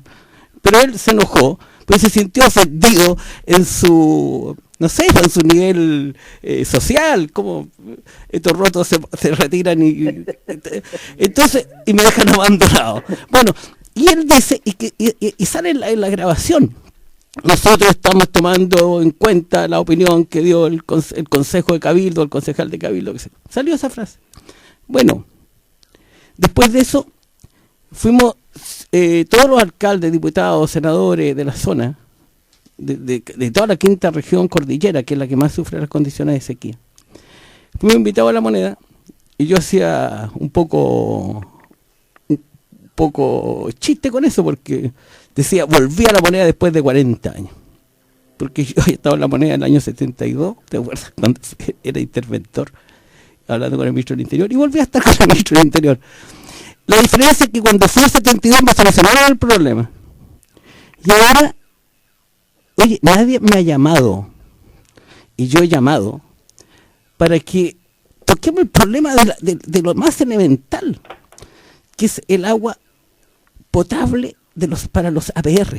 Mira qué cosa va, cualquier organización humana seria, cualquier gente con sentido común y con espíritu de servicio, independiente de sus posiciones políticas, estaría nervioso e involucrado. Pero este modelo es demasiado brutal. Y ahí es que cada uno va tomando sus opciones para cambiarlo. Yo creo, de verdad, que pudiéramos estar juntos en lograr una mayoría en el Congreso con candidatos que den el ancho, como decían antiguamente. Ahora ya se dieron cuenta que la candidata da más que el ancho. Pero los candidatos que tenemos, no me refiero al tuyo, por si acaso. Yo te hago un reconocimiento de tu deseo de ser candidato. Independiente de las posiciones políticas diversas que tengamos. Pero te hago un reconocimiento sobre eso. Pero yo hago un llamado a la gente que le interesa la política y que le interesa cómo resolver estos problemas. Tenemos que subirle el pelo a los representantes políticos de esta zona. No puede ser que los que están a nuestro lado no peleen por lo que nosotros creemos que hay que pelear. Y los que están al otro lado, yo no les creo nada. Porque ellos hacen, como dice un viejo libro de Marx, la burguesía siempre va a llegar con hartos regalos para engañar a los incautos. Y eso es lo que vemos aquí en las elecciones. Entonces hay que hacerle un llamado. Este problema del agua no se va a solucionar si no somos capaces de crear una mayoría política y social. Porque si la derecha nos gana en las parlamentarias, ellos tienen, además del voto, tienen poderes fácticos que hace muy dura la lucha. Por lo tanto, yo creo, con ánimo de ser positivo, tenemos que seguir conversando entre nosotros, los interesados en estos temas, y elaborar documentos. Porque en este valle hay 30 grandes productores. Hay 30 grandes productores que tienen que necesariamente cada uno de ellos saber la opinión pública, cuántas hectáreas tienen plantadas y cuántos litros por segundo cuentan en derecho. En cualquier país con un mínimo de racionalidad, ya eso se sabría en esta provincia. Pero está todo escondido. Hay 62 drenes ilegales. Mercurio del martes pasado en el Mercurio Valparaíso. El Ceremi dice que está buscando, pero como todo es una cosa a tirones. Como que anduviéramos persiguiendo gatos y después ver si el gato de quién es. Sí, es una cosa grotesca. Y con esto termino, Luis, porque no. Sí, Luis. Sí. Mira, a ver, varias cosas interesantes que dijiste, Roberto. Una de las primeras y de las cuales tendrías que aguantar el tirón de oreja que uno te pueda dar por el hecho de ser ingenuo en términos políticos, sobre todo cuando estás tratando con la derecha. Entre comillas. Bueno, sí. Cuando estás tratando con la derecha acuérdate que todos estos señores, el Chadwick, el Longueira, el Lavín, fueron todos partes del gobierno fueron parte de la dictadura. O sea, no es gente de derecha honesta, son parte de la dictadura, son gente que son cómplices de asesinatos, grandes asesinatos. Entonces, no puedes ir a hablar con ellos con la ingenuidad que tú dices haber ido a hablar con ellos. No, esta gente no va a resolver los problemas. Y los problemas los vamos a resolver nosotros. Los problemas no los van a resolver ellos porque ellos están cómodos con el binominal. Entonces, sale uno de un lado y sale el otro de otro lado. Entonces tú dices que bueno que por lo menos tengamos la posibilidad de participar en el Congreso. ¿Con quién? Con los señores que van candidatos a diputados de esta zona, con el señor Escalona, por ejemplo. O sea, tú mismo me das la razón, Roberto, Yo Escalona lo encuentro un buen senador, ¿eh? Independiente que no te guste. Sí, pero en términos, mejora la garantía, mejora la garantía. Otros que son de más baja calaña. Encuentro a mucha gente de la derecha que son buenos senadores. O sea, yo no puedo decir que toda esta gente, la gente de derecha, sea, ¿me entendís?, como la derecha más recalcitrante de este país. No, si tú puedes encontrar gente buena, que tiene muy buenas intenciones. No, estoy hablando políticamente. O sea, pero Luis, ¿cómo se llama? Pero tienes que tener una cosa muy clara, y tú lo sabes, ¿me entendí? Ellos son ideológicamente tienen una ideología, y la ideología es vender al país y que el resto se joda, ¿me entiendes? O sea, no les interesa, en absoluto. Tú dices que fuiste a hablar acerca del tema de los APR. Acuérdate, cuando nosotros como Modatima empezamos esta lucha, empezamos hablando de los campesinos, hablando de que los campesinos no tenían agua para regar, pero hoy día estamos hablando del agua de bebida. Y resulta que mientras nosotros hablamos del agua de bebida, al frente de Bartolillo están los árboles revardecientes y no tienen ningún problema. Así es, pues sí. Entonces, ahora cuando pero eso es sabido ya. Absolutamente sabido. Luis, pero sí, hemos escuchado también el hallazgo en el día de ayer, a propósito de lo que decía Roberto, y al mismo tiempo que habría interés por parte de varios parlamentarios por, digamos, involucrarse en este tema. Hernán, esa es una frescura no lo voy a decir, ¿me entendí? Pero esa es una frescura, ¿me entendí? O sea, que la señora Lili Pérez ahora venga a decir que está interesada y que va a hablar con el fiscal nacional, que va a hablar con él. Nosotros, a través de Sebastián Bullemor, ¿cuántas veces no se habló con la señora Lili Pérez? ¿Y cuántas veces no les explicamos a la señora Lili Pérez de la situación que estábamos viviendo? ¿Hicieron algo? No, nunca hicieron nada. Hernán, nunca los políticos de esta zona han hecho absolutamente nada. Nada de nada. Se están vistiendo con ropajes que no les corresponde vestirse. Esta es una lucha que ha dado toda la gente de la provincia de Petorca. Esta es una lucha que ha dado la gente de Los Molinos, la gente de Chincolco, la gente de Petorca. Es una lucha que se ha dado, entre todos le hemos dado.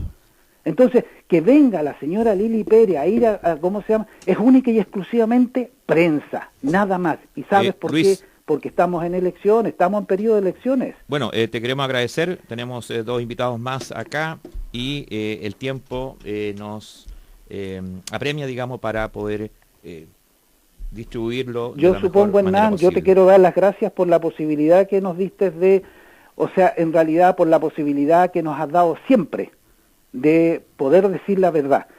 Hoy día se demuestra con hechos concretos que nosotros nunca hemos estado mintiendo, que nosotros seguimos caminando con la frente alta en esta provincia, que podemos ir a cualquier lugar y que los que son usurpadores de agua no lo pueden hacer de la misma forma. Los parlamentarios de esta forma que están involucrados no lo pueden hacer de esta misma forma. Así que te doy las gracias, Hernán, y bueno, hasta una próxima oportunidad. Bueno, ahí estaba en el contacto Luis Soto, dirigente del Movimiento de Defensa de la Tierra y el Medio Ambiente, candidato a diputado también. Yo quiero terminar con insistir que son 30 los grandes empresarios que tienen tomada el agua en la provincia de Petorca. Y uno de los temas, por ejemplo, el valle del río Petorca es el que tiene más problemas de sequía. Más problemas de sequía. Bueno, le doy la bienvenida a la presidenta de la Central Unitaria de Trabajadores, Felisa Garay, y también a nuestro amigo Leonidas, con el cual vamos a conversar al final, para que nos dé también su visión respecto a lo que se ha escuchado en el día de hoy y un poco el acontecer político nacional. Felisa, ¿cómo estás? Buenas tardes. Buenas tardes, Hernán, buenas tardes a todos los auditores. Bueno, un poquito resfriada, como todo el mundo. Bueno, nosotros estamos a puerta de el día 11 de julio que se conmemoró un paro nacional, y este es un día muy especial para nosotros, el Día de la Dignidad Nacional, cuando se nacionalizó el cobre, cuando todos los partidos políticos que estaban en el Congreso se pusieron de acuerdo para hacer esto. Entonces yo creo que esta es como la fecha más importante para nosotros para convocar a un paro nacional con todas las organizaciones sociales, políticas y culturales, que están por cambiar esto. Aquí se ha hablado mucho y hablan de la derecha. Bueno, la derecha... Que culminó el 11 de julio, digámoslo, para hacer justicia, porque el sí, proceso fue venía todo un proceso, con lo que se llamó la chilenización, que fue un porcentaje que sería interesante también saber en qué se midió justamente, o en qué forma se dio, cuáles fueron las condiciones, en definitiva, en que se dio ese proceso de chilenización que culmina el 11 de julio. Sí. Y gracias a lo cual nuestro país ha contado con los recursos para ir directo, digamos, a la temática social, digamos. Bueno, fue todo un proceso también impulsado por las organizaciones sociales y sindicales del país, que culminó ese día 11 de septiembre, y bueno, y también quería dar la razón después de 40 años, como lo propuso el compañero presidente, que había sido el sueldo de Chile, que yo creo que hasta ahora nos da, quería la razón todo lo que se implementó, y creo que las políticas no fueron equivocadas, pero yo llamo a algo muy importante que ocurrió en ese momento, que fue de que todas las fuerzas políticas en Chile votaron por esto, y yo creo que cuando se trata de Chile, también deberá pensar así. En este momento la derecha lamentablemente está defendiendo el modelo implementado por la dictadura, y defendiendo este modelo de libre mercado. Entonces, esto es lo que nos tiene mal, y yo veo... Respecto a lo que señalaba Luis, de que había una derecha nacionalista, tenía que ver también, inclusive, que al interior de las Fuerzas Armadas había un importante sector de mantener una visión de Estado mucho más profunda, más importante, y que se dio claramente desde la Fuerza Aérea, ¿no? Porque ellos han sido parte, digamos, de ese Estado centralista, y que cambia con la presencia y la llegada del desembarco de Chicago, y que se lleva adelante el año 81, digamos. Perdón, ¿te puedo hacer un comentario sobre eso? Lo que pasa es que hace 40 años todavía estábamos incipientes en el desarrollo capitalista en Chile. No, ni siquiera el campo vivía en una etapa... sí, pero había un sector de las Fuerzas Armadas que era partidario de mantener un bueno, Estado porque era en las áreas económicas, en fin. No, de acuerdo, porque de alguna manera la política del Estado del Desarrollo que impuso Roosevelt en Estados Unidos y lo impuso en toda América Latina. Pero ¿por qué la globalización? Que es porque es el avance del capitalismo global, y que llegó a Chile y nos colocó a producir materias primas y productos de la agricultura. Entonces, a ese modelo de desarrollo capitalista estamos obligados a enfrentarlo con mucha claridad y unidad, porque tiene demasiada fuerza. Es un modelo de desarrollo global. Bueno, respecto al tema, y para que nos aclare la temática relativa a este proceso que se vivió en nuestro país, primero con la chilenización durante el gobierno de Eduardo Frei Montalva, y posterior nacionalización el 11 de julio, y que contó con los votos de todos los sectores políticos de nuestro país. Yo le doy la bienvenida a don Leonidas Chávez Burgos. Don Leonidas, ahí vamos a acomodar ahí el micrófono. ¿Cómo está usted? Oye, buenas tardes. Leonidas yo lo conozco hace 40 años, él es geólogo, fue profesor universitario. Geólogo y profesor universitario. Fue profesor universitario y un hombre interesado en los temas de la política y de la filosofía política. Bueno, lo que yo puedo decir acerca de la nacionalización del cobre, que se conmemora el 11 de julio, ¿no es cierto? El 11 de julio de 1972 se aprobó por el Congreso la nacionalización del cobre. Bueno, en primer lugar, lo que hay que decir es que es lejos el mejor negocio que ha hecho Chile como país. El negocio que al lado de los negocios de cualquier capitalista chileno, ¿no es cierto?, que ha dominado, ¿no es cierto?, y este país en los últimos 40 años, digamos, no tiene... No hay parangón, digamos. Parangón. ¿no Ahora, cierto? con un rédito económico y que le permite implementar políticas de carácter social, claro. ¿no? Los negocios de los capitalistas chilenos, digamos, consisten en aliarse, ¿no es cierto?, con el capitalismo transnacional, ¿no es cierto?, y ganar ahí su parte, digamos, para ellos mismos, digamos, no para el país como tal, ¿no es cierto? De tal manera que, digamos, ese es el gran... ¿Se puede cuantificar lo que significó, en definitiva, el traspaso en términos económicos? Si lo pudiéramos concretizar, digamos, de alguna manera, hacerlo visible en términos de desarrollo para un país, lo que ha ganado el Estado chileno con el recurso cobre. Bueno, prácticamente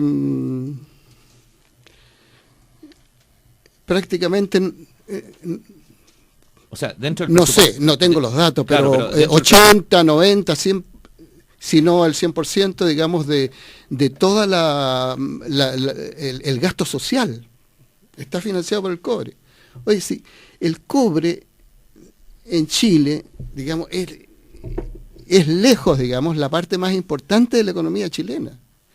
Si uno lo compara con la pesca, perdón, ¿me puedo dar un carril? Con los bosques, con cualquier otra rama económica en Chile, lo demás son pelos de la cola. Es decir, Codelco es la empresa, claro, está dentro de las empresas más grandes del mundo. Claro. Yo creo que debería estar entre, sacar los cálculos, pero así rápido, entre cercano a los 100.000 millones de dólares. Que ha hecho el aporte Codelco a 100.000 millones de dólares. En 40 años, sí. Porque produce 100.000, pueden ser 50.000 millones, pero son unas dimensiones. Y a mí me gustaría, Leonidas, claro, más que los números físicos, tú estuviste participando de alguna manera, fuiste a Chuqui cuando Chuqui recién estaba siendo enfrentada por los técnicos chilenos. Entonces, me gustaría que sobre eso pudieras contarnos. Bueno, se dio la siguiente situación. Yo trabajaba en la Universidad de Chile, ¿no es cierto?, como investigador, y estaba a punto de partir a hacer un doctorado, el año 72, cuando llegó la gente del Ministerio de Minería a buscar profesionales, ingenieros de minas, geólogos, ¿no es cierto?, economistas, en fin. Llegaron a las universidades a buscar profesionales. Porque quedó la diáspora para reemplazar a los profesionales norteamericanos que abandonaban. Uno de los temores que había es que no íbamos a ser capaces, digamos, claro, de poder administrar eso. Claro. Bueno, yo renuncié a mi beca y decidí incorporarme, ¿no es cierto?, a la industria del cobre, a trabajar por la nacionalización, para reemplazar a esta gente que se iba. Y bueno, ahí comencé a trabajar, fue la postura de muchos profesionales chilenos, ¿no es cierto? Y esto fue el año 72. Yo en enero del 73 me incorporé a trabajar a Codelco y como a muchos otros profesionales le ocurrió, ¿no es cierto?, fuimos condecorados con patadas en el culo por la dictadura, muchos desaparecidos, ¿no es cierto? Recuerdo a David Silverman, mi homenaje. David Silverman. A un desaparecido. Y bueno, de todas maneras orgulloso con la condecoración de la dictadura. Hoy en día se habla claramente... Pero sí, quiero redondear diciendo que no hubo absolutamente ningún problema para manejar la industria del cobre, la gran minería del cobre por parte de los profesionales chilenos. Absolutamente ninguno. Bueno, hay detalles que yo escuchaba en esa época. Hay un comentario que no podemos dejarlo pasar, que tiene que ver con... Tú estás en Salvador. En El Salvador sí. fue asesinado el gerente general junto a otros dirigentes. Claro. Ricardo García, gerente general de El Salvador, junto con dirigentes sindicales, ¿no es cierto? Varios dirigentes sindicales fueron ejecutados por la caravana de la muerte en El Salvador, en Copiapó. Bueno, entre otros detalles que deben haber mucho y tiene que ver con que el cobre no se había procesado a Estados Unidos, ¿no? Antes de ser nacionalizado. Habían plantas, pero sí. En algunos casos también se decía que... Como barras de cobre. Como barras de cobre. Como barras de cobre. Hoy día se exporta como concentrado en gran parte. No el caso de Codelco, pero sí de las otras... Lo que resta aún más la posibilidad de aumentar el valor agregado, ¿no? En términos de empleo. Bueno, pero yo creo que un poco para conectar con la situación actual, yo quiero hacer ver lo siguiente. Yo tuve conciencia de los problemas políticos y los problemas de Chile desde mi infancia, digamos. Por las condiciones de mis familiares, de mis dos líneas, materna y paterna, digamos. Luchadores sociales, militantes, revolucionarios. ¿Ustedes no vienen precisamente de la élite? No. Llegaron a ser en esa época, me imagino, gracias a la educación pública también. Claro, revolucionarios, sí. en fin. Yo en un colegio semifiscal, lo que se llaman ahora los subvencionados, pero eran gratis, que es lo que, déjame pasarle a la visita, que es lo que ofreció Michelle Bachelet, que esos colegios, el Estado va a colocar la plata. No, yo estudié en la escuela pública y en el liceo fiscal, digamos. Bueno, entonces, desde muy tierna infancia, tuve conciencia, digamos, y conocimiento de las luchas sociales, ¿no es cierto? Entonces, ¿cuál era el gran programa de la izquierda? Oye, nacionalización del cobre, nacionalización del salitre, nacionalización del hierro, etcétera, etcétera, etcétera, en ese entonces. Reforma agraria. En fin, estoy hablando, ¿no es cierto?, de los años 40, pero esto venía de antes todavía. Entonces, como en mi casa habían hartos libros, ¿no es cierto?, yo me enteraba de que esto venía no del año 40, venía del año 20, del año 10, no sé, pues, con Recabarren y con las luchas obreras. Ese programa, que en realidad, si uno lo ve, era un proyecto de país, que se demoró, no sé, desde comienzo del siglo, por decir algo, hasta 1970, que comenzó a cuajar con la Unidad Popular. Bueno, hoy día sabemos que por las condiciones históricas ya nos damos cuenta que era absolutamente imposible que digamos que el programa de la Unidad Popular y el Gobierno Popular y todo ese programa, ¿no es cierto?, todo ese proyecto de país tuviera éxito por la oposición del imperialismo. Era absolutamente imposible. El imperialismo lo iba a echar a pique de todas maneras. Bueno, ahí se explica, en parte, porque claramente los intereses de la Exxon, Anaconda o Braden, Copper Company, por supuesto. Bueno, hoy día, ahí. Hoy día estamos en una situación parecida, digamos, como que han renacido las esperanzas en este proyecto de país. Cosa que la burguesía no tiene. Es decir, el único proyecto de país de la burguesía es hacer buenos negocios para su propio pecunio.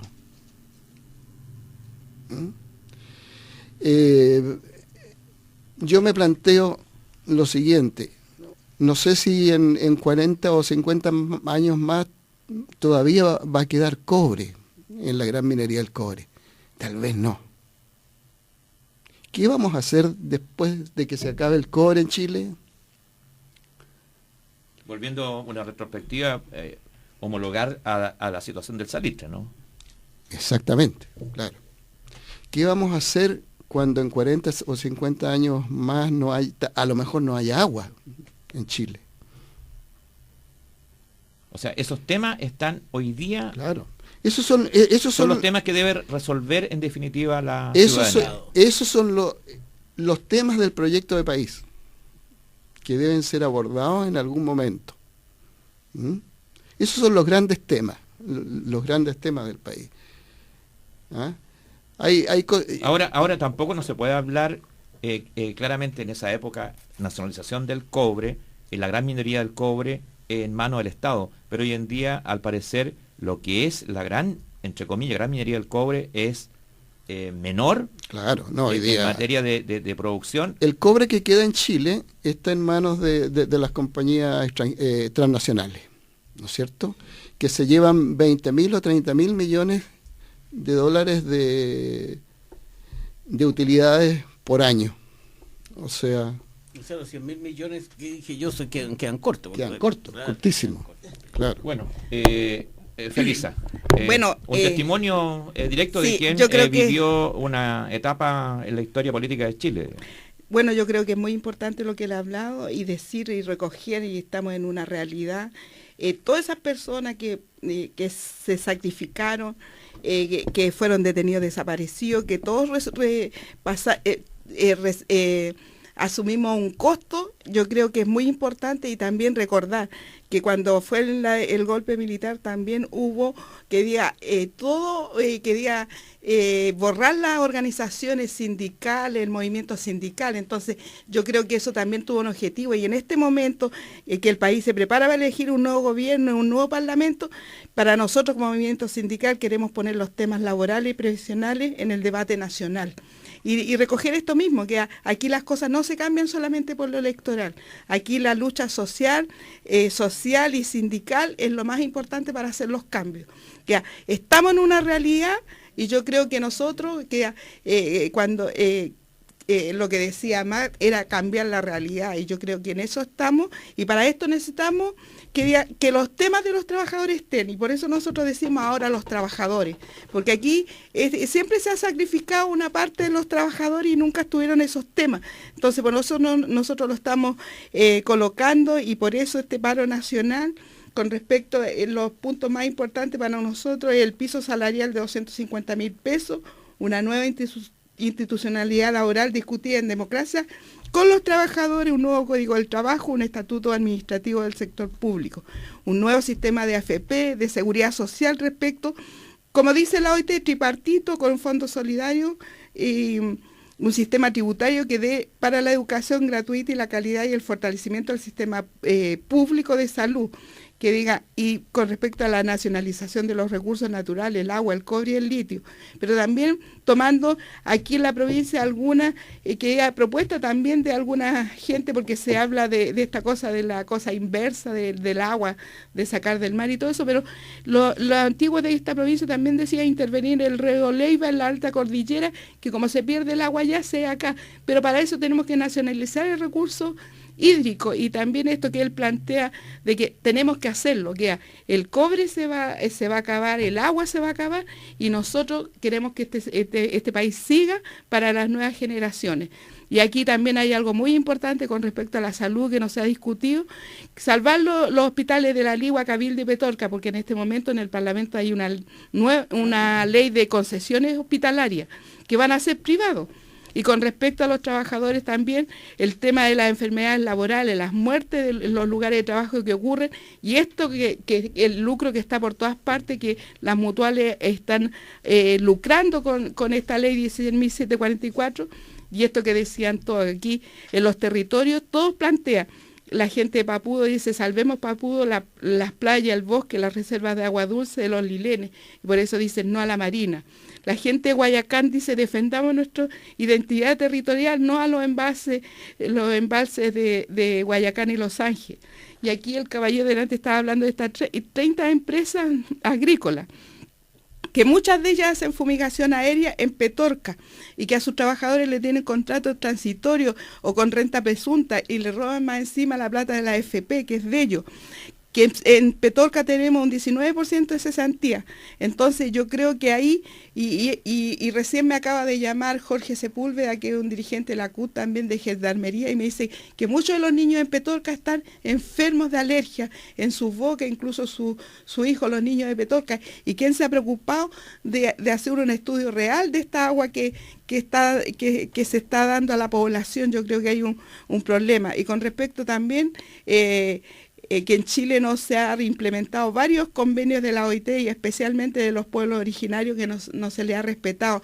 Entonces yo creo que son muchas las cosas que este día 11 de julio nosotros tenemos que decir basta, y nosotros tenemos que decir queremos un Chile distinto con seguridad social y todo eso, y unido para cambiar esta realidad, porque es verdad que estamos en esta situación.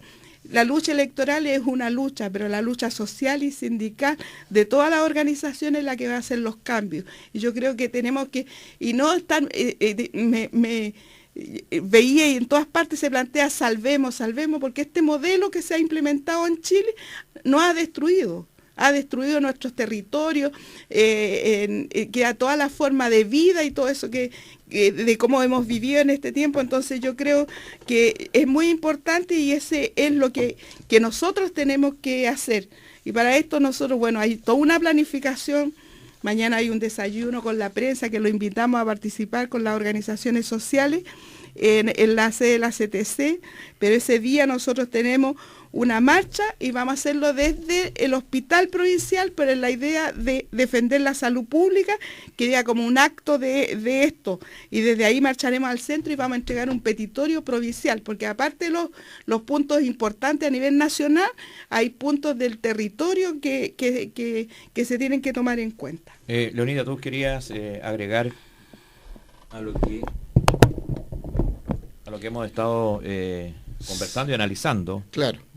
De la perspectiva histórica, actual. Dos cuestiones sobre el cobre y sobre el agua. Bueno, ahora para... Que están en contradicción, digámoslo. ¿Ah? La minería está en plena contradicción y se está dando un conflicto real. De hecho, el programa presentó claro. el caso de los Pelambres, y de ahí al norte, ¿para qué decir, digamos? Claro. Respecto del cobre, es clarísimo para mí de que va a haber que renacionalizar el cobre. O sea, todas estas empresas que están en manos de las transnacionales tienen que volver a manos del Estado de Chile. Porque ahí están los recursos. Ni aún con una posibilidad de una reforma tributaria, ni con un royalty real. No. Mire, hay que hacerlo igual como lo han hecho... ¿Cuál es la tendencia en el mundo? La tendencia en el mundo es la siguiente. Como lo hizo Bolivia, ¿no es cierto? Evo Morales en Bolivia, como lo hizo Hugo Chávez en Venezuela con el petróleo, como lo hizo con el petróleo Correa. La Kirchner acaba de renacionalizar el petróleo, ¿no es cierto? ¿Cómo lo han hecho? Muy fácil. Sencillamente le dijeron a las compañías, mire, ustedes hasta ahora se han llevado el 80%, ¿no es cierto?, de las utilidades y nos han dejado el 20% a nosotros. Ahora lo vamos a hacer al revés. Ustedes se van a llevar el 20% y nosotros nos vamos a quedar con el 80%. ¿Cuál fue el resultado? Todas las compañías extranjeras siguen trabajando, salvo en Venezuela, no recuerdo bien si fueron una o dos, ¿no es cierto?, que no quisieron y le metieron un juicio a Hugo Chávez, a Venezuela. Pero todas las demás se quedaron trabajando, tanto en Bolivia, ¿no es cierto?, como en Ecuador y en Venezuela. Pero es evidente porque no hay ningún negocio capitalista hoy día que rinda 20% de utilidad. O sea, aún así es un buen negocio. Es el mejor negocio para las compañías transnacionales. Así que es muy fácil. Es muy fácil. Yo recuerdo hacer un comentario cuando el jurista Novoa defendió la causa cuando se estaba lidiando con la temática de indemnizar a las empresas norteamericanas. Y bueno, y la verdad es que se sumaba todo lo que habían obtenido. No solamente se pagaban, sino que quedaban debiendo. Quedaban debiendo, exactamente. Y tampoco se podía hacer con un efecto retroactivo, porque es lo mismo, dijo, que ¿cómo le vamos a devolver a los que fueron esclavos su libertad? Claro.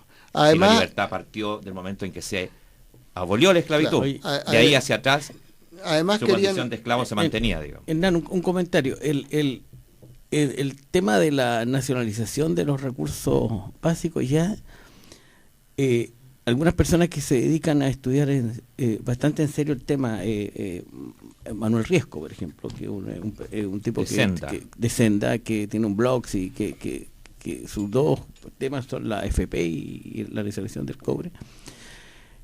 Él pronostica y da la sensación de que la próxima campaña, la nacionalización del cobre va a estar en la campaña, no en esta, porque nosotros estamos en una etapa recién reformulándonos como proyecto país.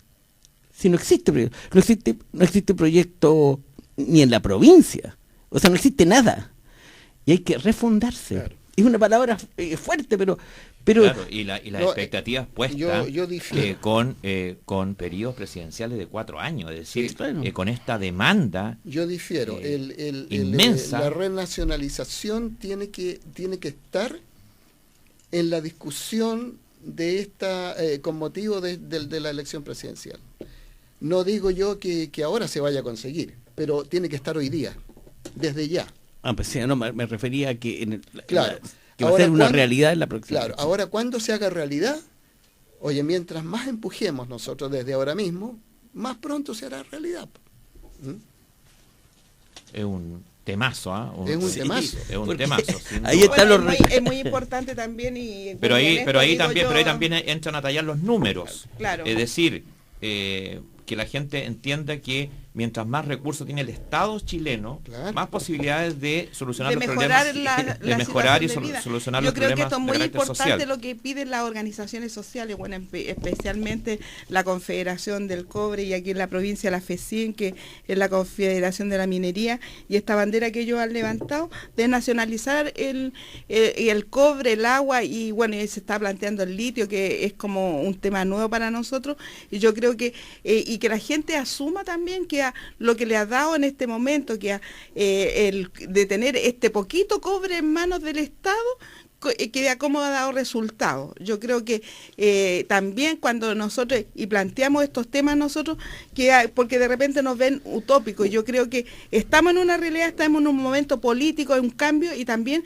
esto tiene que calar en las conciencias de las personas. Necesitamos que el Parlamento cambie, necesitamos porque para reformar todas las cosas ahí se necesitan los 3/5, y nosotros necesitamos, y por eso era muy importante lo que decía él, que a la calidad de las personas que van al Parlamento, porque aquí en la provincia tendríamos que estar pensando en doblar, para poder aportar al cambio en el Congreso. Entonces, pero de repente hay gente que está en la política que da beneficio propio para defender sus intereses en el Parlamento. Entonces, no están pensando, y muchos no piensan en el Chile que queremos y en el futuro. Y nosotros, cuando uno está en una organización sindical, política y social, siempre está pensando qué es mejor para Chile. Y para la ciudadanía, para nuestras generaciones, no cómo voy arreglado en esto yo. Sí, Leonidas, ¿hacia dónde tendría que apuntar derechamente para no repetir no errores, porque en realidad no son errores, eso fue planificado de esa manera en el tema del salitre, que al final, ¿no es cierto?, quienes se quedaron con los recursos fueron los de siempre, más aún los peones chilenos fueron a pelear a una guerra, digamos, que a defender lo que no les pertenecía al Estado chileno, pero hacia dónde debiera incorporar esos recursos Chile con mira, de acuerdo a lo que tú planteaste, 50 años más o menos podríamos quedar sin cobre. Bueno, derechamente. En dos ámbitos esenciales: el gasto social, ¿no es cierto? Educación, salud, vivienda, y transformación, industrialización de acuerdo de acuerdo a lo que es la industrialización del siglo XXI, ¿no es cierto? Las tendencias que están dando los países más desarrollados. Claro, porque si no, en 50 años más este va a ser un país chatarra. Pensemos en la próxima obra o el próximo mineral a tajo abierto, que se dicen que va a ser el más grande del mundo aquí, que parte de la región de Valparaíso y llega hasta Santiago, ¿no? Por decirlo de buena manera, pero en todas partes está quedando en la andina. Con la diferencia que en este caso, como sea una empresa del Estado, la gente tiene derecho a pedirle al Estado que lo haga, digamos, dentro de las condiciones que corresponde al desarrollo sustentable. Claro. Bueno, yo quería referirme también a la cosa del agua. El agua, de alguna manera, afortunadamente tiene solución. Y de hecho, no tendríamos problema con el agua hoy día, ¿no es cierto? Porque una de las grandes catástrofes, ¿no es cierto?, provocadas por la dictadura fue el provocar este problema del agua. ¿En qué sentido? En el sentido de que no se llevó a cabo el proyecto, ¿no es cierto?, llamado Río de la Unidad, porque resulta que este problema del agua, digamos, no es de hoy día. Este es el problema del agua venía estudiándolo en Chile, en el Ministerio de Obras Públicas, ¿no es cierto?, con el estudio de todas las cuencas. O sea, estudios hay. Claro. Entonces, con esos estudios se sabía esto de los ciclos de sequía, ¿no es cierto?, en las diversas cuencas. Y sobre la base de esos estudios se generó el llamado Río de la Unidad, que consistía en trasvasijar agua de una cuenca a otra, hasta hacer llegar el agua al valle del río Copiapó. Trasvasije que en un momento determinado se pensó de la Concagua a... Claro. Estamos hablando de algunos años atrás, ¿no? 15... 40. Claro. No, el trasvasije por el canal del Paico, que se habló tanto, que era más barato que un embalse. Si ese proyecto se hubiera realizado, hoy día sencillamente no habría problema. Igual, es que se privatizó perdona un comentario. Lo que pasa es que ya habrían, como la gran tragedia de la dictadura es que desaparece proyecto país, proyecto provincia. País, Entonces, simplemente, una cosa que es casi elemental, que lo hace todas las empresas, todas las empresas tienen una planificación, pero en el Estado se eliminó.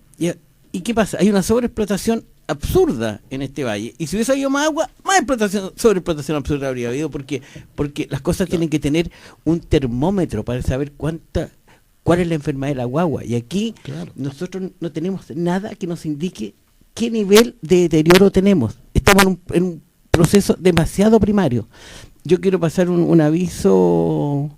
Pase todos los avisos, porque nos quedan solamente un par de minutos. Antes de cambiar, porque habló de... Mi amigo Leonidas habló de los asesinados en Salvador. Ricardo García, un ingeniero joven. Y así fue en muchas partes de Chile. Y también lo sufrimos en la comuna de Cabildo, que 6 personas en las cuales estaba el alcalde de la época, don Mario Alvarado, padre de un colega mío que concejal actual, en Putaendo fueron asesinados. Y se creó un comité, un grupo pro recordatorio de estas 6 víctimas, en los cuales tengo el gusto de participar. Que se va a hacer en Putaendo y que no se ha hecho en Cabildo. Que se va a hacer, y queremos hacerlo en Cabildo. Así que estamos tomando un compromiso aquí público, y para que todos los conocidos, mis amigos, los que sientan, nos miren y cómo va eso, de modo que el 11 de octubre estemos en la Plaza de Cabildo o en la Plaza de los Héroes, rindiéndole un homenaje a los 40 años de su sacrificio.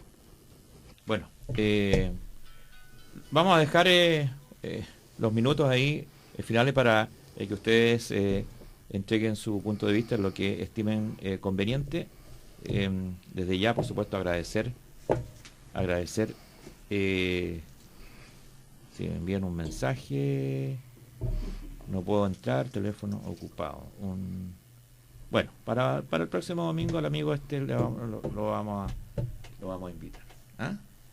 Dice que no podía entrar, pero estaba desocupada la línea. ¿Ya? Estaba ganoso. Sí. Leonidas, te queremos agradecer tu participación en nuestro programa con esos testimonios, esas visiones de un tema que va a estar presente, sin duda, en la campaña presidencial y que tiene que ver con renacionalizar el recurso más importante con el cual contamos los chilenos. El sueldo de Chile, y Eduardo Frei le llamaba la viga maestra. La viga maestra de la economía chilena. Yo creo que claramente esos dos términos refunden quizás en definitiva lo que ha sido y podría ser el cobre. Gracias, y los micrófonos para que se despide nuestro oyente. Bueno, a sus órdenes, pues. Querido amigo, cuando yo esté por acá, porque ahora, actualmente estoy viviendo en La Serena, pero de repente me arranco por acá, estoy en Cabildo, La Ligua, entonces en la casa de mi amigo, en la casa de mi amigo Roberto Muñoz, ¿no es cierto? Bueno, podría seguir colaborando algún domingo. Felisa. Bueno, yo más que... Presidenta de la Central Unitaria de Trabajadores de la provincia de Petorca. Bueno, en memoria de esas personas que está hablando acá, Roberto, de todas las personas, yo creo que nosotros tenemos una responsabilidad como ciudadanos de este país de cambiar las cosas y la realidad que estamos viviendo. Yo creo que, bueno, igual... hay muchas iniciativas a nivel territorial. Los niños en Papudo tienen una actividad de limpieza en Las Conchitas el 20 de julio, que es importante motivarla. Pero también nosotros tenemos una programación. Una marcha con antorchas, ¿no? Sí, para salvar los lilenes en Papudo. Ay, qué bonito. Y yo creo que esos jóvenes que están dando la esperanza de cambiar esta situación de cosas que tenemos, yo creo que tenemos que motivarlos, y con la experiencia de don Aníbal Leonidas Robert Pierce. Entonces yo creo que tenemos que hacer un complemento, cómo cambiamos esta realidad. Y bueno, y para eso nosotros mañana los invitamos al desayuno en la sede de la CTC, con la prensa, para convocar al paro, y el día del paro tenemos una marcha desde las 11 del hospital, una concentración después en la plaza pública y una entrega de la demanda provincial en la gobernación. Y también a las 14 horas tenemos una olla común, en la tarde jornada de reflexión, y si quieren tocar las cacerolas a las 19 horas también. Yo creo que todos tenemos que expresar de una u otra manera este 11 de julio, que diga esta indignación que tenemos guardada adentro por muchas cosas, muchos atropellos en distintas cosas, en los lugares de trabajo, en el territorio, con respecto al agua y todas esas cosas. Yo creo que los invito a todos a participar, y yo creo que tenemos que asumir con la experiencia antigua, y que antigua de todo lo que pasó antes, tenerlo presente en la memoria histórica de este país y de lo que ha demostrado. Y yo creo que ese es el camino, que cómo cambiamos esto. Hay una vía que es la vía electoral, pero no basta solamente eso, que las organizaciones sociales, sindicales, políticas y culturales tienen un rol que jugar, y el pueblo tiene que estar organizado para hacer los cambios. Gracias, Felisa Garay, presidenta de la CUT provincial de Petorca. Don Roberto Muñoz, concejal de la Comuna de Cabildo, muchas gracias por su presencia. Interesado en el tema del agua. Del agua y el cobre. Te agradezco la participación en que me has dado la oportunidad de participar. Creo que ha sido muy interesante, entretenido, y mi amigo Leonidas, primera vez que está en una radio, no quería entrar, y lo hemos descubierto un pensador. Un aporte pero valiosísimo, del cual podemos aprender harto. Gracias a los que nos han escuchado, y a ver el partido de Chile, ¿no? Y reitero las gracias a tu invitación. Chile gana. Chile gana, sí, Chile gana. Chile gana. Tú sabes que hay un país que yo siempre he soñado conocer, es Ghana. y no he hecho ese viaje y lo tengo una obsesión con ¿ah? No, pero gana, ¿sabe por qué? Porque fue el primer país negro que se independizó del África Negra, sí. Bueno, el local técnico Bastián Cortés, los enlaces, la coordinación, Diego Cortés, agradecemos su sintonía, lo dejamos cordialmente invitado para que nos reencontremos el próximo domingo, a eso al mediodía, con los temas que a usted realmente le interesan. Muchas gracias y buenas tardes.